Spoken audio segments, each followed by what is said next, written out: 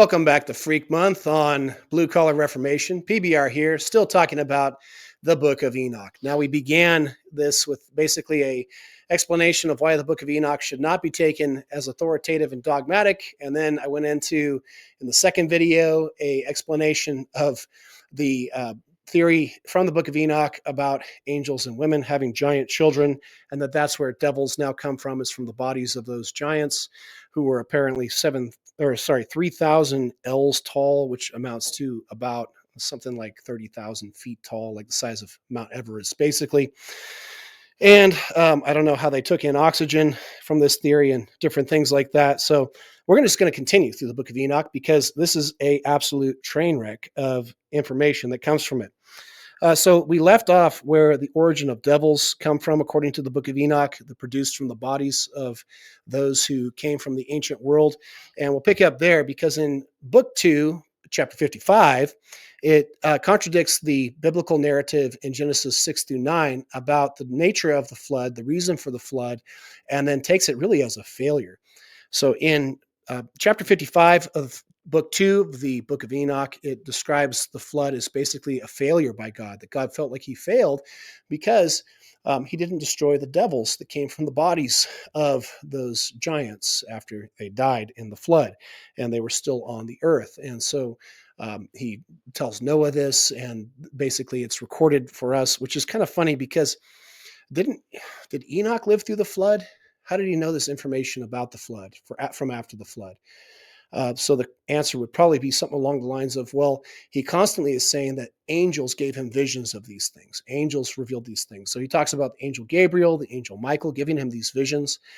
But I would say that this is a classic tactic of the actual evil angels, the devils themselves, that they're constantly giving lying wisdom to people in various visions. We see it in Mormonism. We see it in Islam, that basically there's these lying visions and lying angels claiming to be the angel Gabriel, claiming to be the angel of whatever name it may end up being in the particular cultish religion. But here in the Book of Enoch, he has not only angels, but also magical tablets that he's reading from, and that he has these things recorded on the tablets.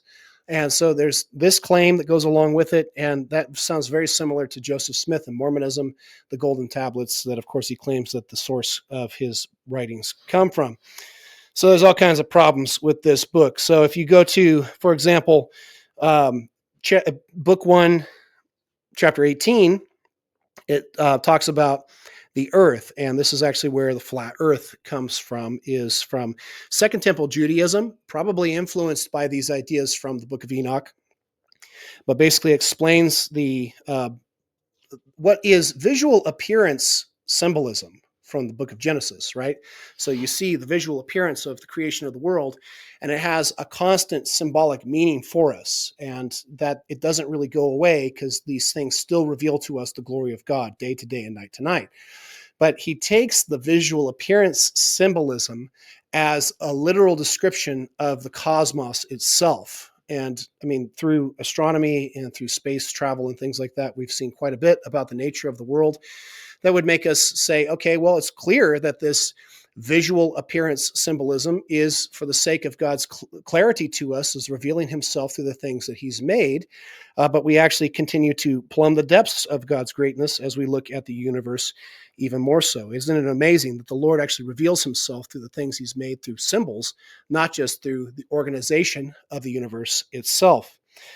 But he takes these symbols as literal and talks about basically the nature of the sun, moon, stars, and a firmament above the earth. In Book 3, chapter 72, he talks about the portals of the sun, that basically the sun and the moon go through these portals outside of the firmament and then go around to the other side of the firmament, comes back into a portal through the other side during the evening. Same thing for the moon. He talks about the moon being revealed to him through the angel Michael. And so he's having visions of the angel Michael, who's telling him that the moon gives away part of its power basically during the course of the lunar cycle, and then it receives more power from the sun as it rests and is basically built up. by the sun over time. And so that explains the lunar cycle. He says that this is a revelation from God about how the planets work and things like that. But the idea of an ice wall, the idea of a flat plane, the idea of a firmament over the earth, which is a hard shell from which the sun exits through a portal and then comes back into the portal in the morning, all that stuff comes from the book of Enoch. So again, the problem is taking it as an authoritative source. A lot of people on the internet are convinced of the flat earth theory, and they think that it's the only way to interpret the scriptures if you're interpreting them faithfully. And so they'll cast aspersions on you of basically being unfaithful with the scriptures if you don't impose upon it this preconceived notion that comes from the book of Enoch. It's not necessary from the book of Genesis. It is a description of a firmament and all these things in the book of Genesis, but they are visual appearance symbols for us that continue throughout the rest of the scriptures. They're made in the way that they are so that they reveal something to us with a certain order so that we can interpret the entirety of life. Whereas they take them as a literal scientific model of how the universe works. And they claim that this is the only way, not only to interpret scripture, but also if you are not, then you're not being faithful with scripture at all. And of course, no creationist like me has ever really held that I know of. But they claim that that's the way it ought to be. But again, I just want to show that there are things that are great problems with this book, kind of working through it. So that's the problem of the flat earth. And then there's the addressing of, in book 2, paragraph 1, chapter 1, it says men of old time. So he actually addresses men of old time as men of old time. So people before the flood, he calls them men of old time. Now, if you are speaking to your contemporaries, don't you think that you would refer to them in some contemporaneous language, not men of old time? How does he know they're men of old time yet? Maybe he's referring to their great age because people lived a great deal of time before the flood.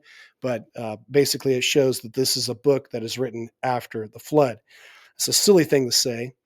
There are some good things that he says that give us an understanding about the expectations of the Messiah. But they are also basically quoting Psalm 110, Psalm 2. There's nothing really new here about the Messiah, his messianic prophecies that we don't know from the rest of Scripture.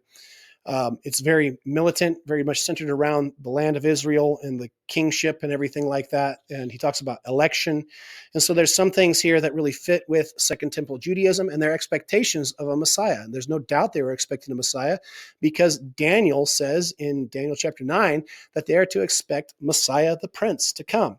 So there's nothing we get from the book of Enoch that we don't already have in the canon of Scripture about the Messiah.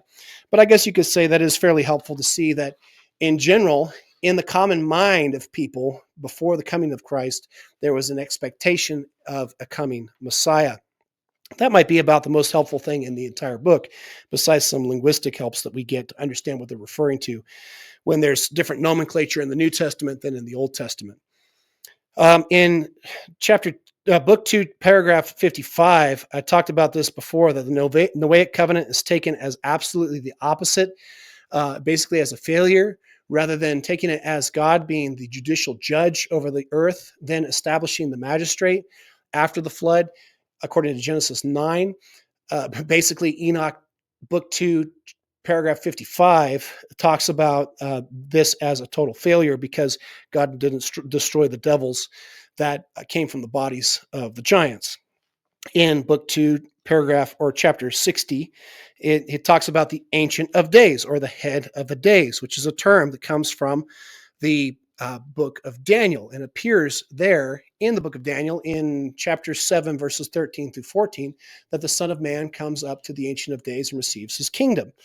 But the terminology of Ancient of Days doesn't appear until very late in the Hebrew canon. It's not a term that appears previously. It comes from various linguistic sources that make sense of this and why it communicated so clearly that God is the most ancient of all days. He exists before the days exist as a comparative in Aramaic, and it makes sense because it's in the book of Daniel, which is partially in Aramaic.